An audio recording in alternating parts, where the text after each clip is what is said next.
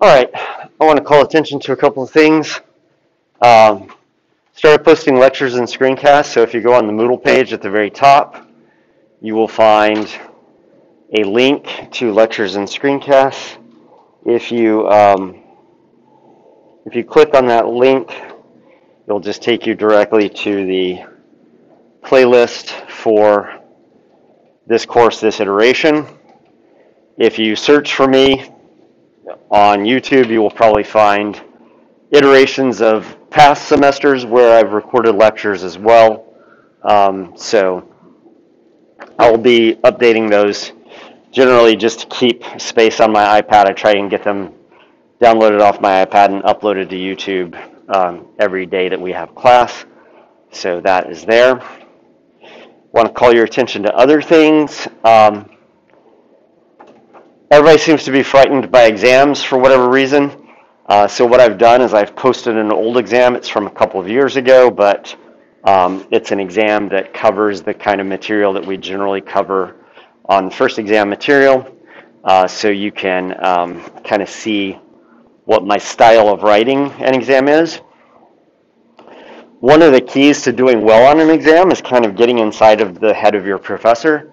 And the best way to get inside the head of your professor where exams are concerned is to see old copies of exams, if they're available. I know that fraternities and sororities and things like this keep exam files. At least they did when I was a student. But I don't have any problem you seeing old exams. I write new exams every semester anyway. Things that are on the old exam will not be phrased exactly the same way and things like that, but the coverage should be the same.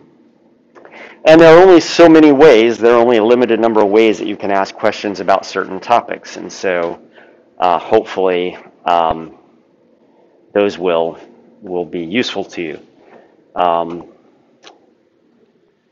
We're a little behind, so I have schedule on my mind a little bit, but we're just going to keep pressing on. And if we end up being behind, the way I usually do exams is once I set an exam date in the syllabus, that's the exam date. If we don't cover all the material that's kind of on the schedule up to that point, I test you over the material that we've covered up to that point, and then we pick up where we left off after the exam is over.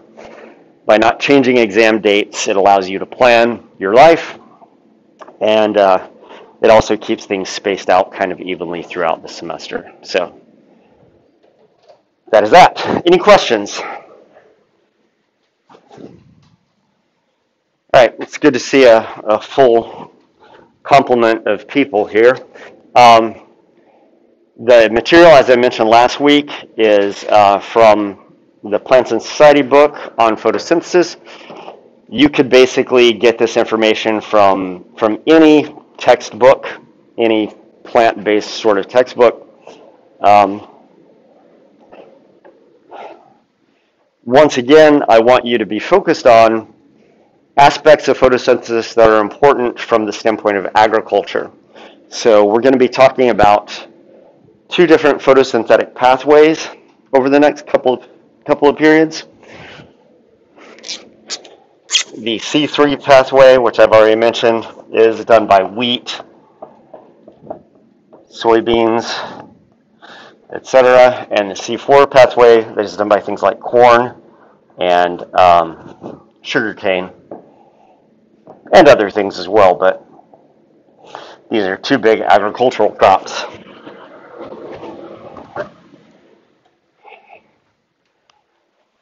So before we can kind of understand how those two pathways differ, we need to get a little bit of the basics of photosynthesis down. So the ways in which C3 and C4 photosynthesis differ from one another at the beginning are basically just how the plant goes about capturing carbon. So carbon dioxide is floating around in the air, and the first thing that the plant has to do is that it has to grab onto that carbon dioxide. Ultimately, it's going to take the carbon molecules in that carbon dioxide, and it's going to ultimately convert them into glucose, which has 6 carbon molecules in it. And it's this carbon capture portion of photosynthesis that is really how C3 and C4 plants differ from one another. So be able to talk about that in terms of C3 and C4 plants is something that you should be able to do by the time we're done with this. Relate those two pathways to photosynthetic efficiency under different conditions. Remember that C3 plants do best under what types of conditions? From last week? Yeah. You said C3? C3? Isn't it moist? Moist, cool. And C4 does best under? Yep, dry, hot environments. And this has, once again, everything to do with the way the plants go about capturing carbon. And then, ultimately, we want to be able to relate these things to agriculture, agricultural processes and patterns. And so we'll look at some geographic distributions of agriculture in the United States at the end that will basically show you that these things are true for agricultural crops just as they are for any other crop or any other plant, C3, C4 plant. So, brief review. I showed you this figure last week. This is a cross-section through a leaf. I've removed all the labels, so let's have a little quiz. See if you remember any of this. What are the layers of cells at the top and the bottom of the leaf? This is the top of the leaf. This is the bottom of the leaf. Single layer of cells kind of form an envelope that the rest of the leaf is sandwiched between.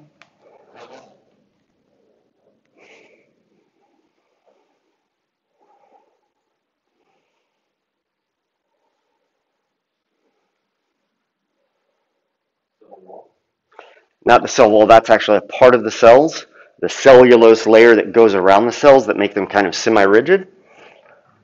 So each of these cells, this cell here would be surrounded by a cell wall, this cell here would be surrounded by a cell wall, etc., etc. As will all of these be surrounded by cell walls. It's a general feature of all plant cells. I'm looking for the overall layer. Yeah. Nope, xylem and phloem are what? So the xylem and phloem are involved in fluid transport, and so fluid transport is found in the vein that is right here. Xylem on top, phloem on the bottom. It's the epidermis. We have an upper epidermis on the upper side of the leaf, and we have the lower epidermis. The purpose of that epidermis is to do what?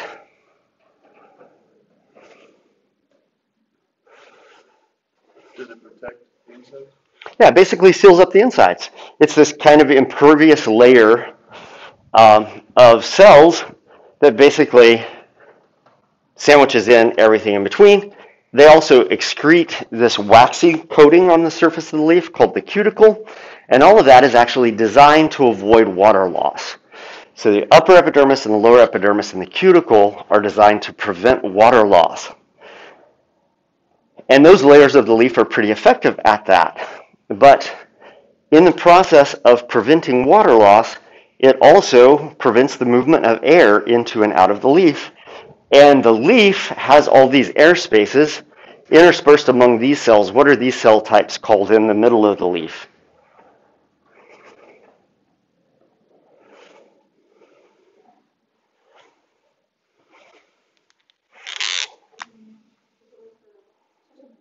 Yep, it does. Mesophyll. Easy way to remember this is this root meso essentially means middle. And so the mesophyll cells are actually where photosynthesis occurs, especially where initial carbon capture occurs. And they need access to carbon dioxide. So how do plants go about getting access to carbon dioxide?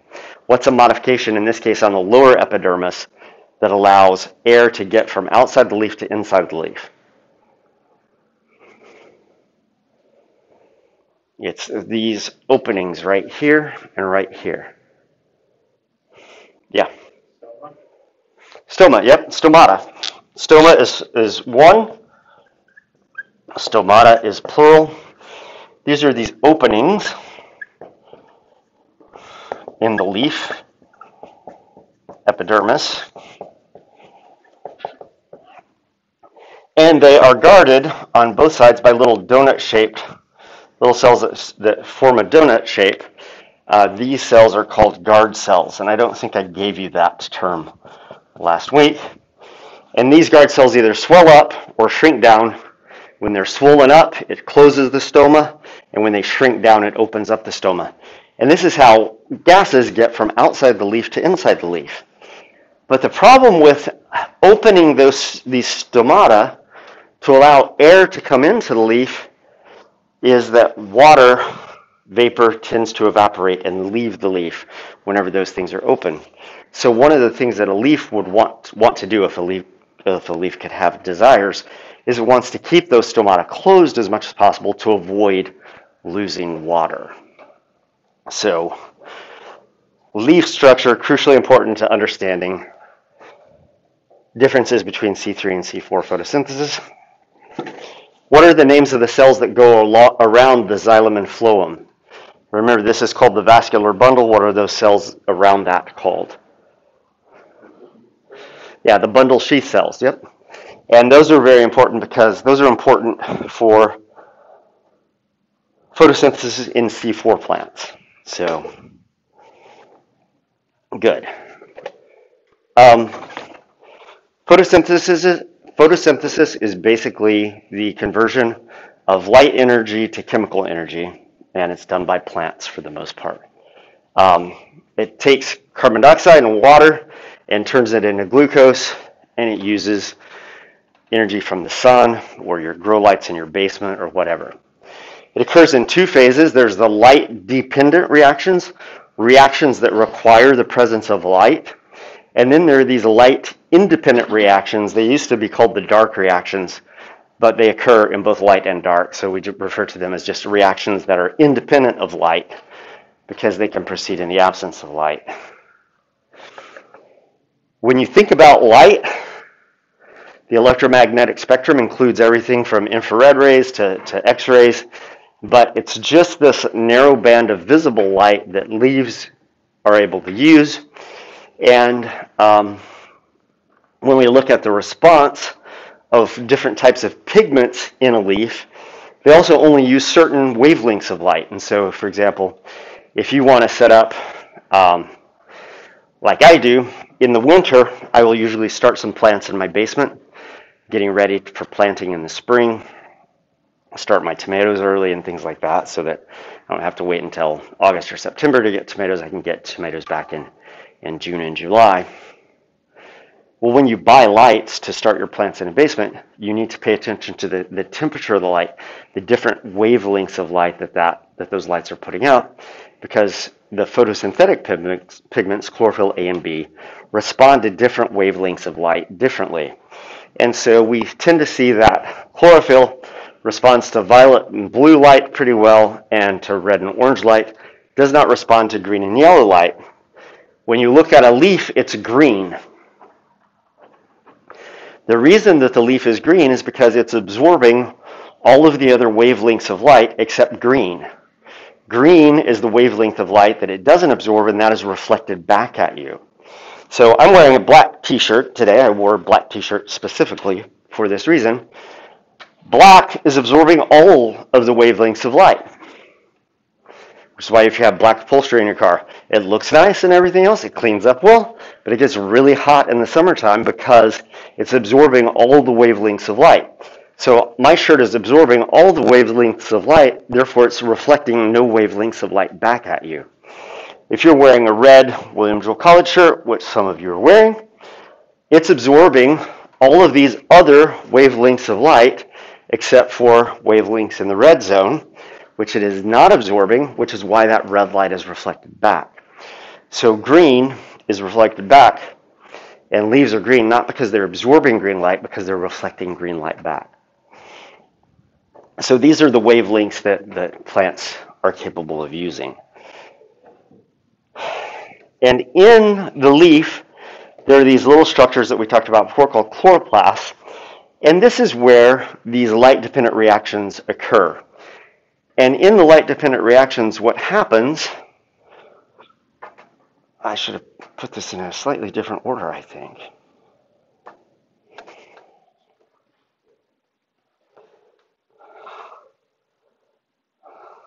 Yeah, let's do it this way.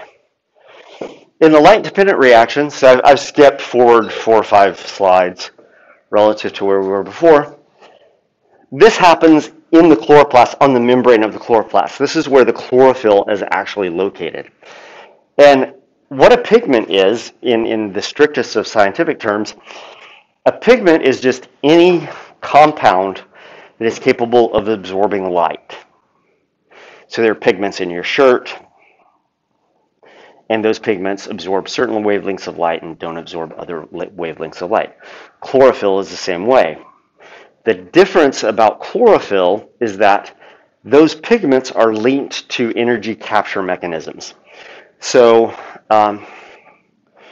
when you have, well, you're too young for this. You guys ever play around with black lights? Back in the 1970s when I grew up, they had these cool posters. They were made out of velvet, but then they had places where it was painted, and it was painted in fluorescent inks, fluorescent paints, and you could turn on the black light in your room, and it would change the colors of these things because the pigments in those paints absorbed ultraviolet light, and rather than storing that ultraviolet light, the energy from that ultraviolet light, it radiated that ultraviolet light back to you in visible light. And this is what happens when you have fluorescent. This is what fluorescent pigments are about. It absorbs ultraviolet light and then radiates that energy back to you in the form of visible light. You can't see ultraviolet, but you can see visible light. Well, what is basically happening is when those pigments absorb that ultraviolet light, the atoms in those pigments have electrons floating around. So if you pay attention to chemistry at all, if you had chemistry in high school, how many of you had chemistry in high school? Well, practically everybody, not quite everybody. If you were taught the structure of an atom in high school, you would be taught that atoms are made up of a nucleus, which is where the neutrons and the protons live. This is a carbon atom because it has 6 protons and 6 neutrons. And you also would have known that these protons are positively charged, and so you have electrons that exist in these rings, these shells around the nucleus. The first shell is capable of holding 2 electrons. The next shell can hold 8 electrons. And in theory, these things occur in pairs. And so each orbital essentially is paired. It can hold 2 electrons. In the case of carbon, because there are 2 electrons in this first shell, there's only 4 electrons in the second shell, which means that carbon can form 4 bonds with other things because it has 4 orbitals that are only half full. So it needs another electron to fill those things up. When it fills those things up, it's stable. It can't bond with anything else because all of its orbitals are full. Well, when light comes in and strikes an atom in a fluorescent pigment, in any pigment for that matter, one of the things that can happen is that this electron can absorb that light and it gains energy and it hops up into another energy state. It basically is driven kind of further away from the nucleus than it was before. And this is a very inaccurate way of thinking of atoms.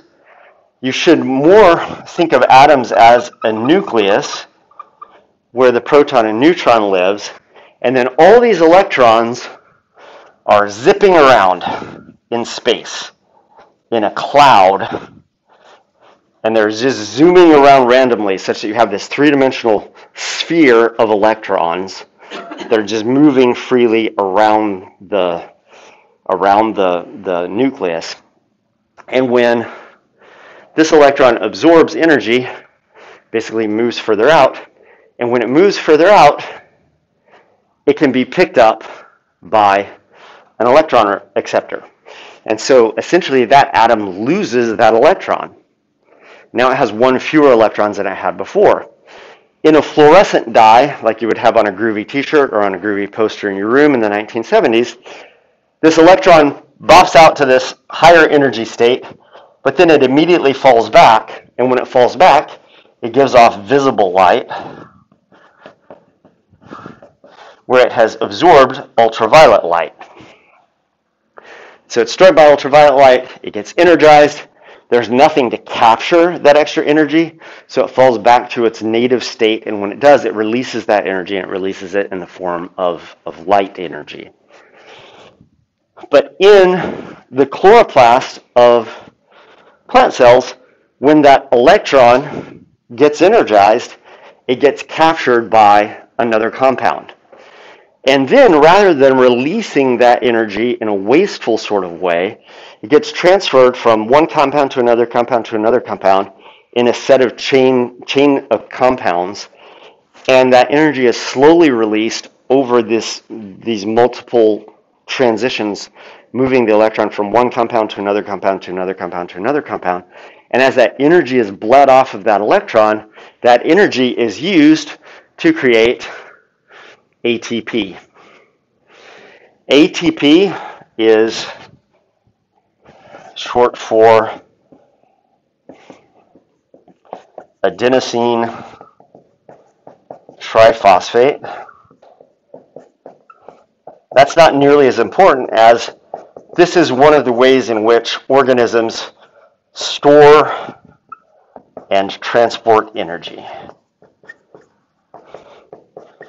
You basically take a molecule that has two phosphates attached to it, you attach another phosphate to it, and the energy in that bond is how energy is stored. So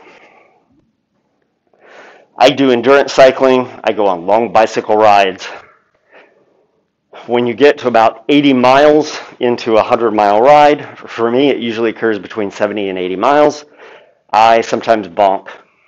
You guys know what it is to bonk? Those of you who are athletes?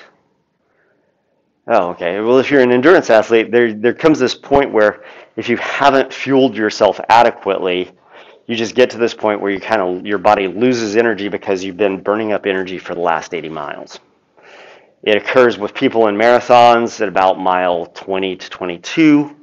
It occurs in cyclists in 100-mile events. For me, once again, it occurs, if it's going to occur, it occurs about 70 to 75 miles in. If I can get past 75 or 78 miles, I'm good for the rest of the ride.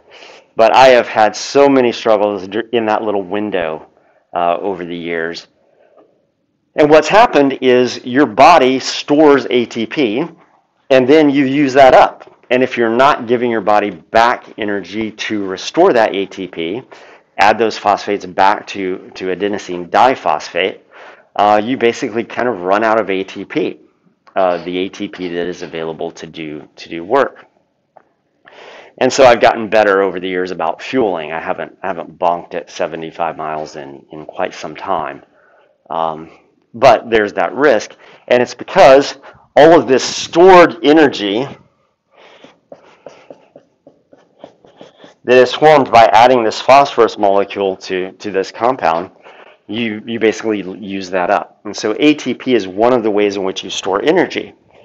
The other way in which you store energy is in a compound called NADPH, and this is stored energy mainly in the form of hydrogen ions.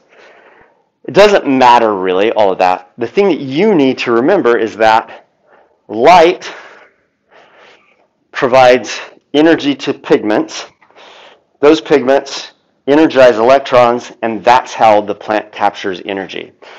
And the plant is going to take that captured energy in the form of an electron, and it's going to use it to add a phosphorus to ADP to create this stored chemical form of energy called ATP. Yeah? Can we done more now? I can. What you need to know is that light, you're going to run back the video and say, he said the exact same thing in exactly the same way. Take light energy captured by the pigments in the plant cell, in the chloroplast of the plant cell, to basically energize this electron the energy that that electron captures is then stored in the form of ATP.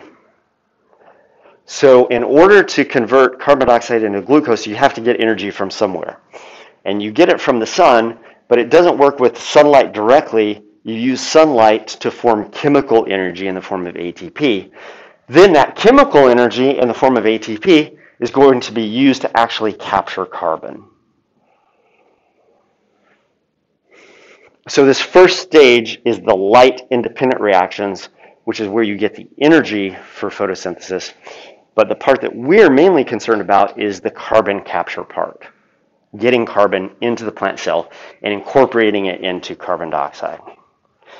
So let's go back.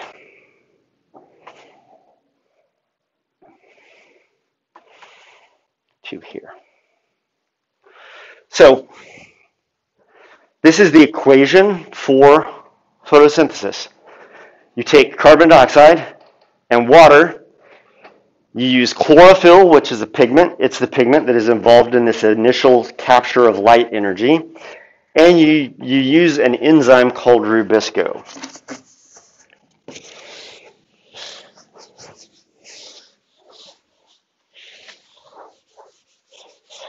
You will see that I write rubisco in a very peculiar way. I write it this way, and I'll explain why I do that in a minute.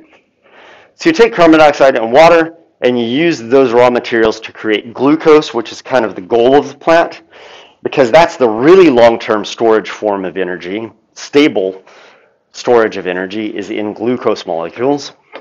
And then as a byproduct, it produces oxygen, and then you have some water left over. Anytime you're going to be adding atoms and molecules together with one another, in organisms, we almost always do this with enzymes. So rubisco is an enzyme.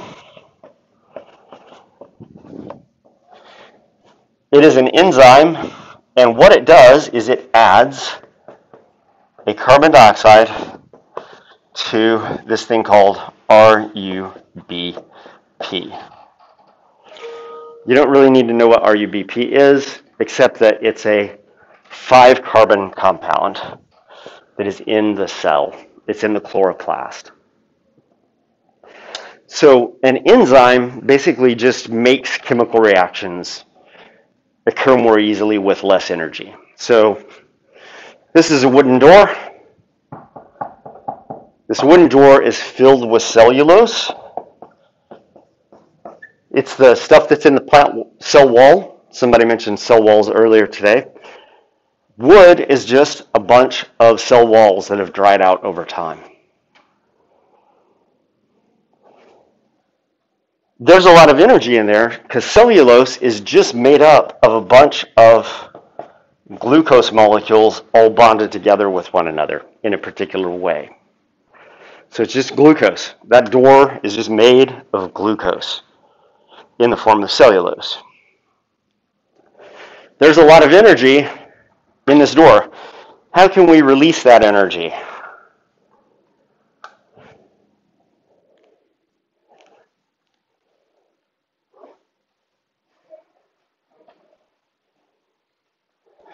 What's one way to release the energy in that door? Nope, that doesn't. All that energy is still in the door. All you're doing there is you're messing with the energy in the spring mechanism at the top. Heat it up to the point that it bursts into flames. And then all the stored energy in that door bursts into flames, burns up, and leaves you with carbon dioxide and water. It releases carbon dioxide and it releases water. So it's basically taking this equation, taking glucose and oxygen, adding heat to it to have this exothermic reaction that releases a lot of heat to produce carbon dioxide and water.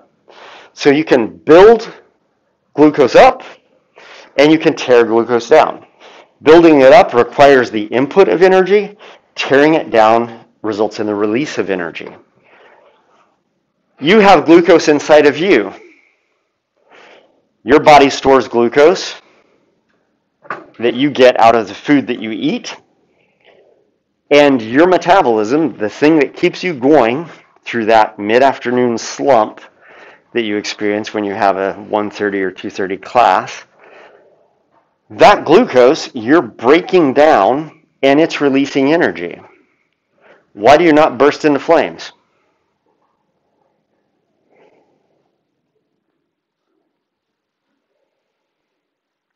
You're burning up glucose right now just sitting here, being a mouth breather behind your mask. Why are you not bursting into flames?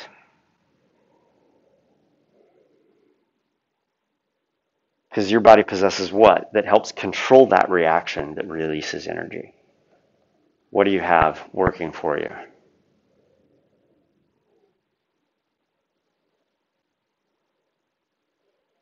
What are we talking about that's on the board?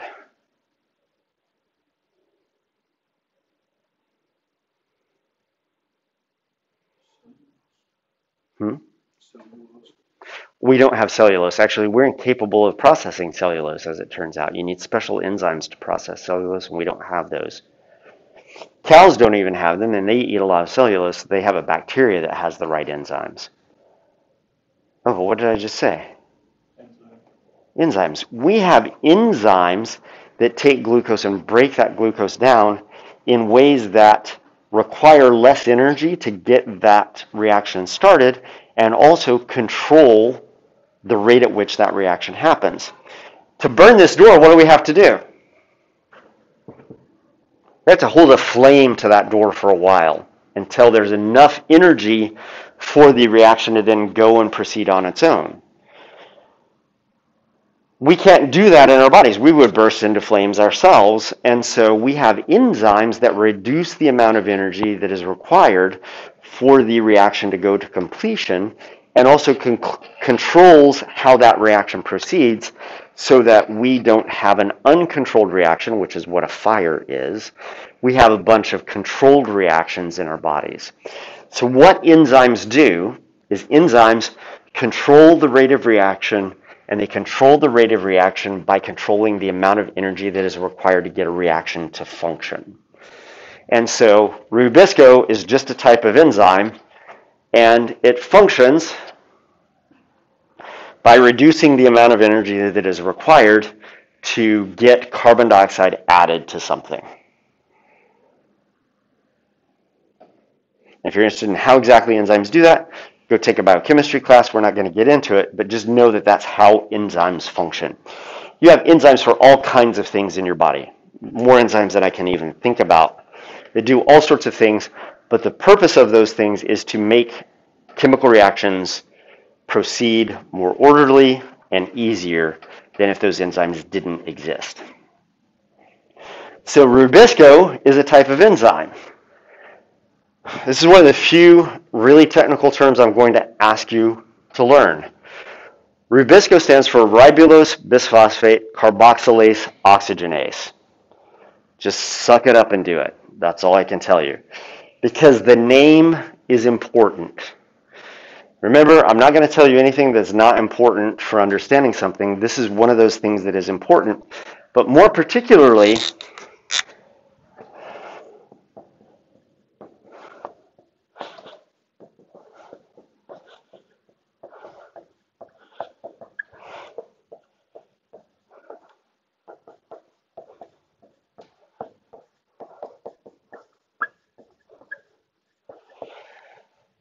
so the reason that I write Rubisco this way is that the RU stands for ribulose, the BIS stands for bisphosphate, the C stands for carboxylase, and the O stands for oxygenase. Anytime you see a chemical compound that ends in ASE, this is an enzyme. Scientists are not that smart, so we build conventions so that anytime somebody says something that has an ASE at the end of it, we know that that's an enzyme. We may not know what that enzyme does. Amylase, salivary amylase. What does salivary amylase do? Salivary amylase is secreted by your salivary glands, and it breaks down starch.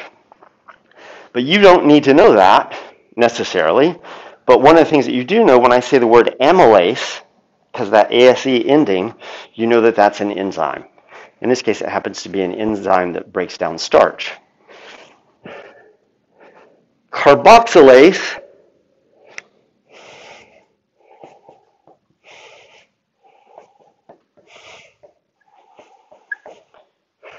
Carboxyl is also a CO2 that is not bonded to anything. So carboxylase is an enzyme that works on CO2. Oxygenase is an enzyme that works on oxygen.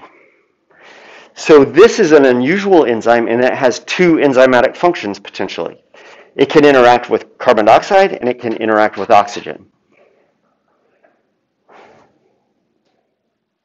What it does in both of these cases is it's going to add carbon dioxide to this compound, RUBP, but it could just as easily add oxygen to that compound. Okay, so this is a more generalized functioning enzyme than a more specific enzyme would be that would perhaps only interact with carbon dioxide. This becomes important because in C3 photosynthesis, what happens is we bring in a molecule of carbon dioxide, we add that to RUBP,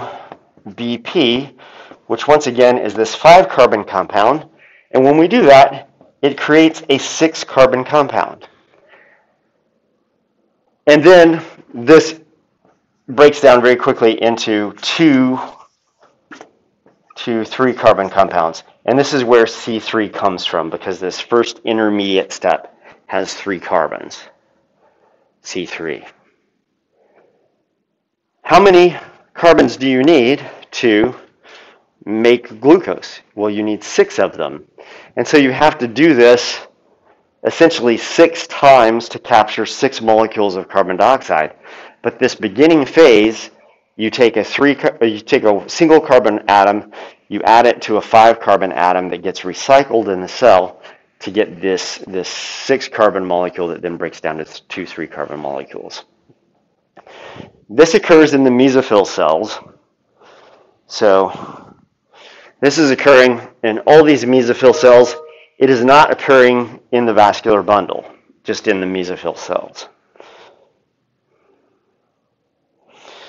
And it occurs in plants like wheat. So once again, this is a C3 plant. C4 photosynthesis has the same chemical equation, but the path that you use to get there is a little more complicated.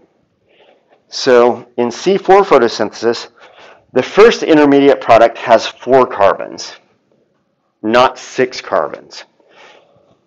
And it uses a different enzyme. It uses something called PEP carboxylase. Ugh.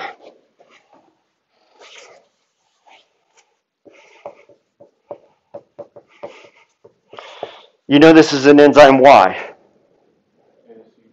You have the ASE at the end. What does this enzyme operate on? What does it interact with? Carbon dioxide.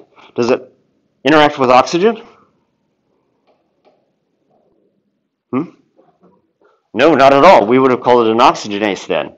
So we know that PEP carboxylase only interacts with carbon dioxide because it's a carboxylase. It doesn't have an oxygenase function. So PEP carboxylase only interacts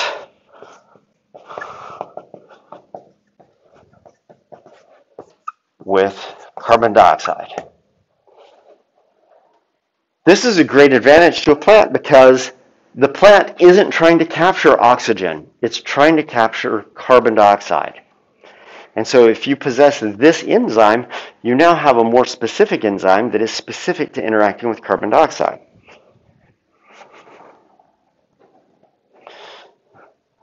In this case, photosynthesis occurs in 2 different places within the leaf. Part of photosynthesis occurs out in the mesophyll cells, and then part of it occurs in the bundle sheath cells. Once again, I told you about the bundle sheath cells and told you what their location was, but I only told you that because that becomes important because photosynthesis in C4 plants takes place in both places. Part of the process goes on in the mesophyll cells, then the products of that process get shifted, get transported to the bundle sheath cells for the rest of photosynthesis to take place. And this occurs in things like corn and sugarcane, and it uses this enzyme called PEP carboxylase. So they differ in the enzymes that are involved.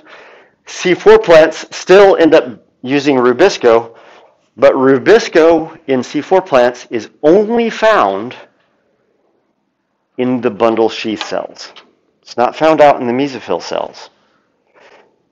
And I'll explain why in a minute. Any questions at this point?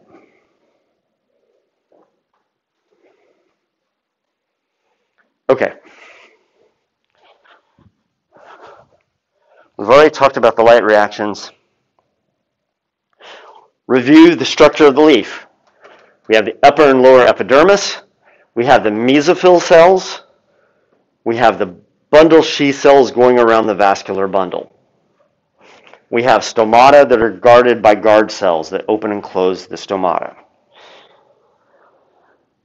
If you're taking notes right now, stop taking notes for a few minutes, because I'm going to walk you through something, and I want you to be paying attention to the walkthrough.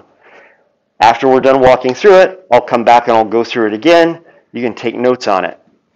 If you're downloading the PowerPoints, do not download them as a flat file. View them actually in PowerPoint, because there's an animation.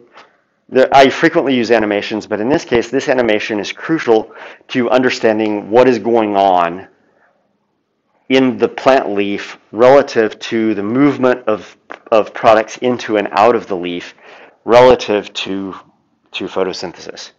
So view it in PowerPoint, because if you just view it as a flat file, it'll look weird to you and it won't have the same process illustrated for you. So let me clean my board off so I have new stuff to write.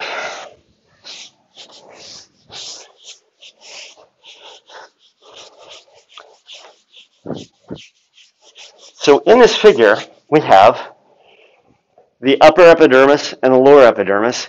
This is a stomata. This is a stoma. We have the air spaces in the leaf between the mesophyll cells, and I have 3 compounds listed here. We have carbon dioxide, we have oxygen, and we have water. We have carbon dioxide, oxygen, and water. Water is in the form of water vapor, just moisture floating around in the air, humidity, if you want to think of it that way. And then we have rubisco, and rubisco is found in these mesophyll cells in a C3 plant. I've coded these compounds according to how abundant they are. When you're inside the leaf, there's a lot of water. When you're inside the leaf, there's a lot of carbon dioxide. When you're inside the leaf, there's a lot of oxygen. The chemical makeup of the atmosphere is 78% nitrogen, 21% oxygen, and 0.03% carbon dioxide, actually. So carbon dioxide is not very abundant in the atmosphere. You hear people talk about global warming and things like that, and you think, oh, there's a lot of carbon dioxide floating around in the atmosphere. Well, it's just that there's more carbon dioxide than there used to be. In general, though, carbon dioxide is relatively uncommon in the atmosphere. So is oxygen. When you breathe in and out, you're breathing in and out mainly nitrogen. Any of you ever go scuba diving? No. Yeah, you have.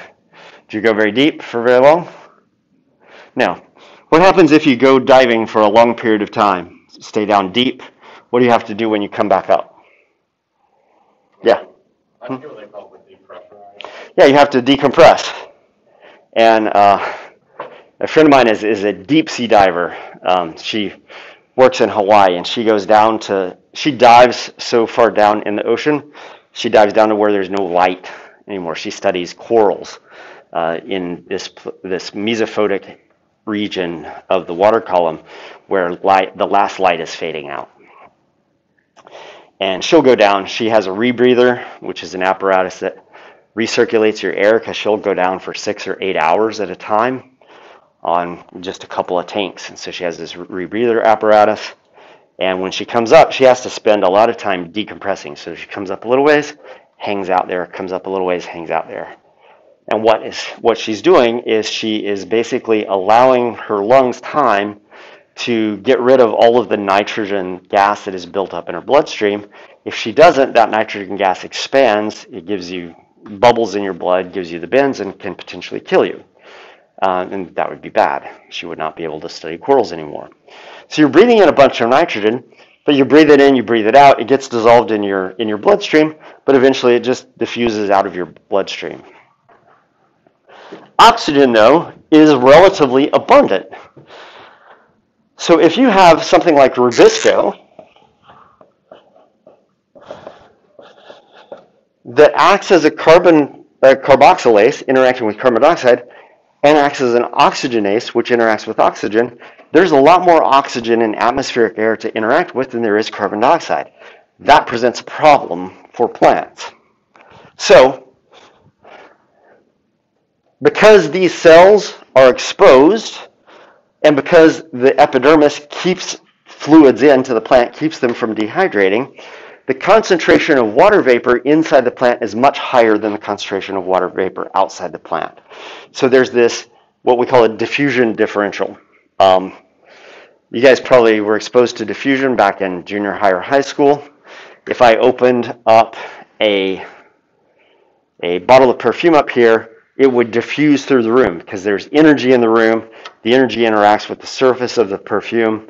It releases those molecules of perfume, and they would slowly drift from an area of high concentration, the perfume bottle up here, to areas of low concentration at the back of the room, until eventually you would be able to smell the perfume everywhere. You guys in the front would smell it first, then people in the middle would smell it, and then people in the back. And if you left the perfume out long enough, you would get to the point where all of the perfume would evaporate, and all of the perfume molecules would be evenly distributed throughout the room. And at that point, there's now no net movement of perfume in the room. It's just every corner of the room smells like perfume. And hopefully it's good perfume rather than some stinky perfume. So diffusion involves the movement of molecules from areas of high concentration to areas of low concentration. So we have a plant. It is just opened at stomata, and now it's closed at stomata. So it has the same concentration of carbon dioxide inside and outside the leaf, has the same concentration of oxygen inside and outside the leaf. But as soon as these things close, the concentration of water starts going up because there's no movement of water, and water is evaporating out of these adjacent cells, increasing the concentration of water in here while the concentration of water out here stays the same. So you're building up a concentration of water simply because you have those exposed cells in the leaf. Now, as the plant does photosynthesis, it's going to take carbon dioxide and convert it to glucose. So what happens to the concentration of carbon dioxide inside those air spaces in the leaf?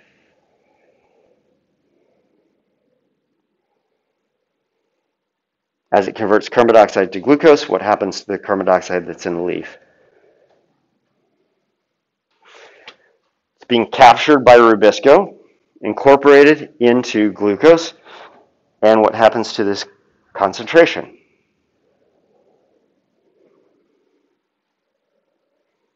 It goes down. It goes down and down and down and down until finally the leaf has captured all of the carbon dioxide that there is to capture in that leaf space, in the air in those leaf spaces.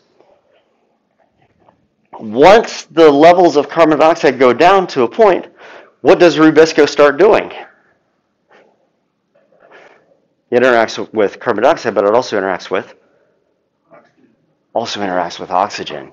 So when carbon dioxide levels drop, Rubisco shifts to grabbing onto oxygen and incorporating oxygen into the photosynthetic pathway, but that's not adding carbon, and you have to be adding carbon to get the formation of glucose.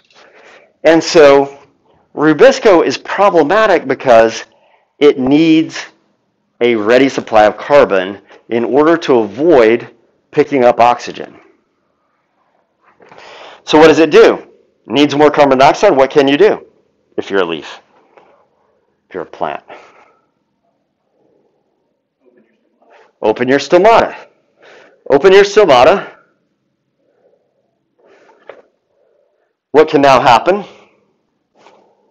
What's the concentration of carbon dioxide inside the leaf?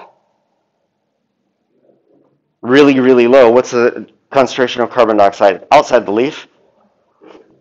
Pretty low, but way higher than it is inside the leaf. So diffusion will allow carbon dioxide to enter the leaf and restore that supply of carbon dioxide. But while that stomata is open, what else is happening?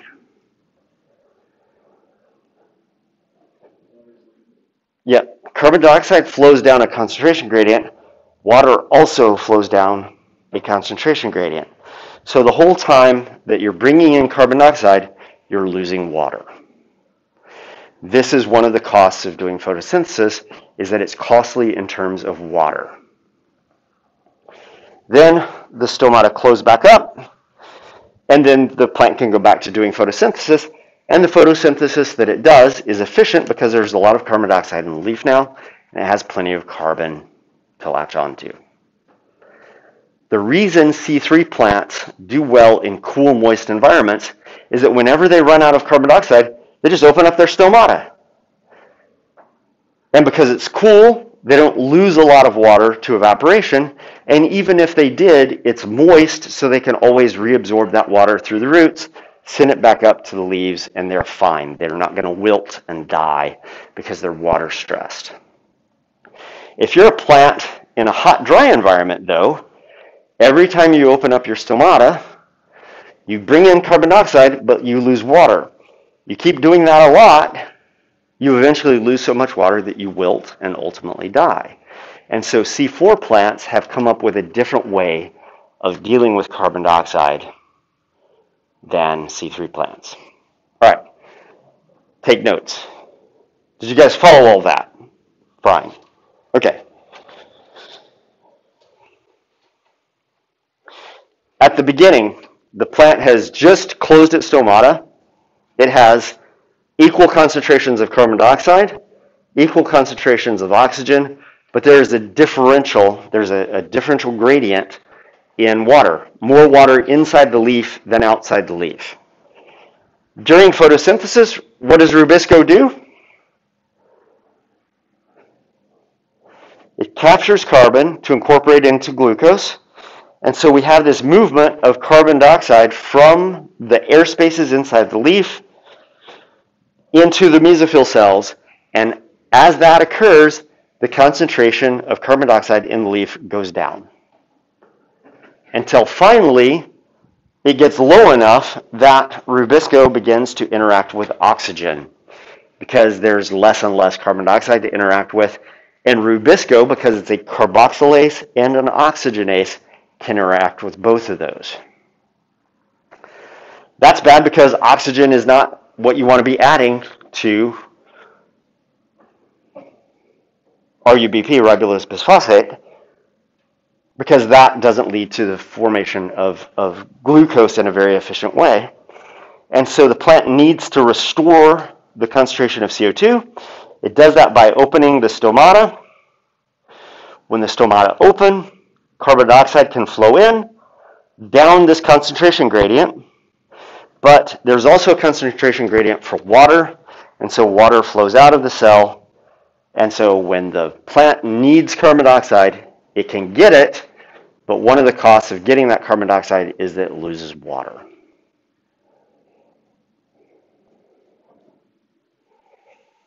Simple C3 photosynthesis, carbon capture.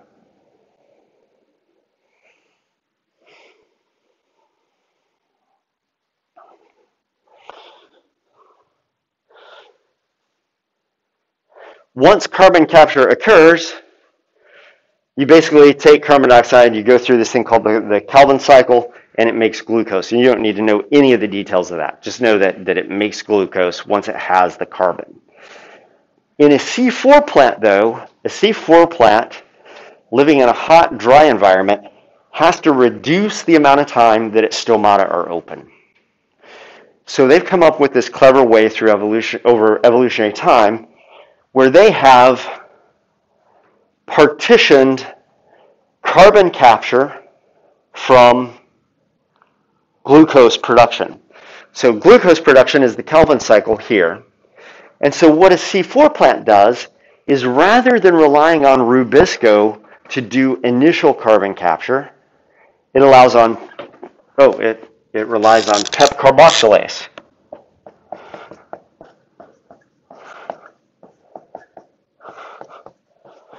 PEP carboxylase only interacts with carbon dioxide, does not interact with oxygen. So these are the mesophyll cells. These are the bundle sheath cells. What happens in a C4 plant is initial carbon fixation goes on in the mesophyll cells, but it involves PEP carboxylase, not Rubisco. So what happens is carbon dioxide gets latched onto by PEP carboxylase. So it's captured here in an oxygen-rich environment.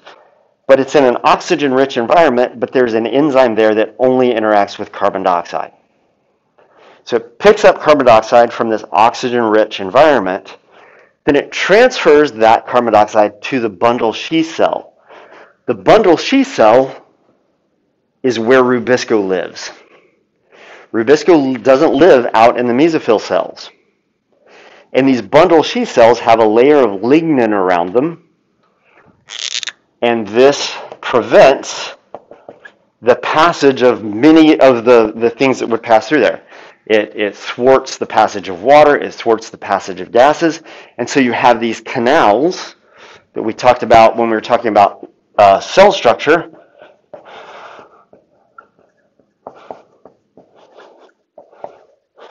These were these little tunnels that go between cells. There are little tunnels that go between the mesophyll cell and the bundle sheath cell that allows for the transport of materials from one cell to another, but it doesn't transport carbon dioxide in its raw form. It carries carbon dioxide in the form of malic acid. So when we get CO2 interacting with PEP carboxylase, it produces malic acid, and that malic acid gets transported into the bundle sheath cell. All that malic acid is it's just a carrier for carbon dioxide. Once that's in there, an enzyme strips off the carbon dioxide and it adds it to Rubisco. Rubisco captures it at that point, and now you have Rubisco capturing carbon dioxide and then sending it to the Kelvin cycle to make glucose. But it's now being done in an oxygen-free environment inside the bundle sheath cell. So the Rubisco is protected from oxygen in the bundle sheath cell, and the cells that are exposed to an oxygen-rich environment, the mesophyll cells in a C4 plant, have enzymes that only interact with carbon dioxide and don't interact with oxygen, and they don't have Rubisco out in those cells. So Rubisco only occurs in these bundle sheath cells, and in this way,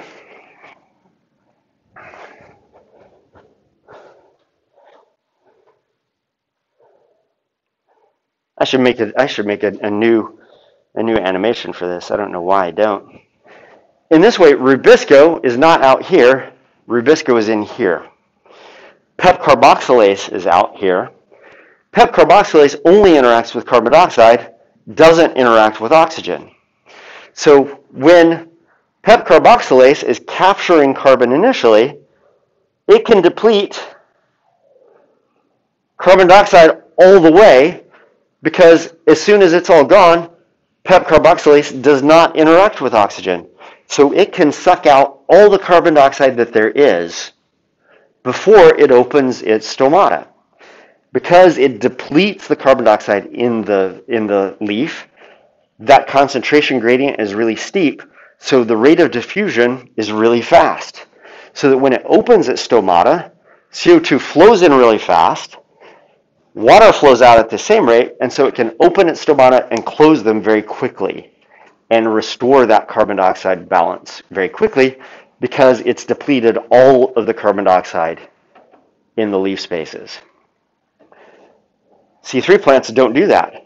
C3 plants open their stomata when there's still quite a lot of carbon dioxide inside the leaf spaces in the plant. They open them when it falls below a certain level. Whereas C4 plants can just keep them closed for longer periods of time, deplete that carbon dioxide before they open those stomata. Because the concentration gradient is greater, carbon dioxide flows in really quickly, which reduces the amount of time that they have to keep those stomata open. And as a result, they reduce water loss.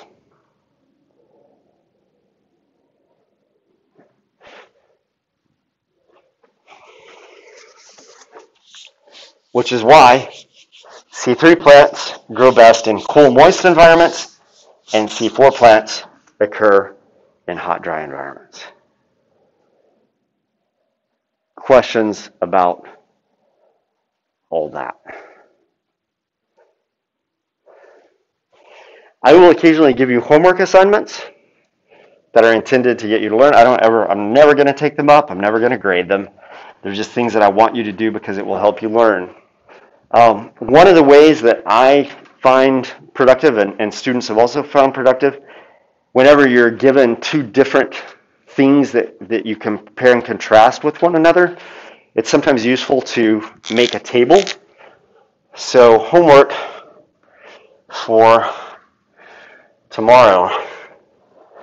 Make a table for C3 plants and C4 plants, and then whatever aspect of C3 and C4 plants are that you could have. So one of the things you might say is, what are the reactants? The reactants are the things on the left-hand side of the equation. The products are the things on the right-hand side. Where does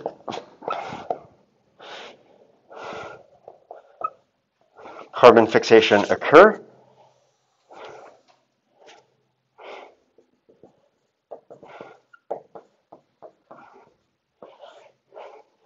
What enzyme involved in initial carbon fixation?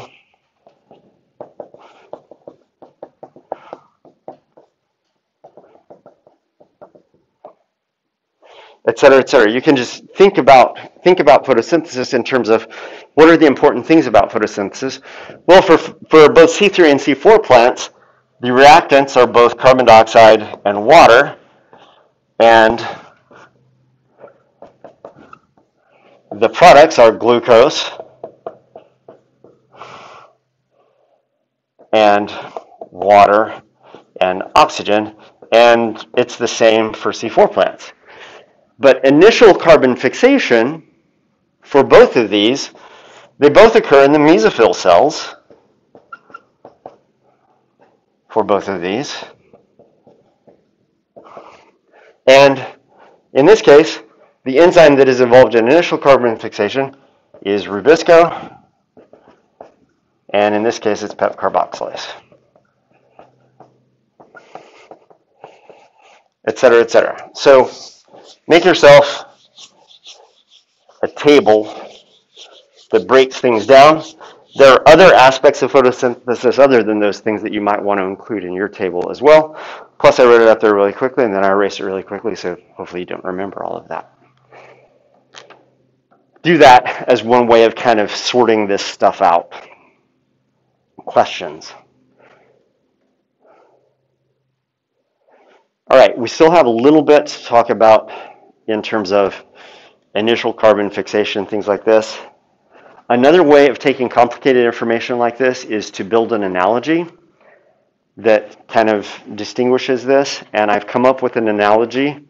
I don't know how appropriate it is, but it's kind of fun, so I'll share that analogy with you on Friday.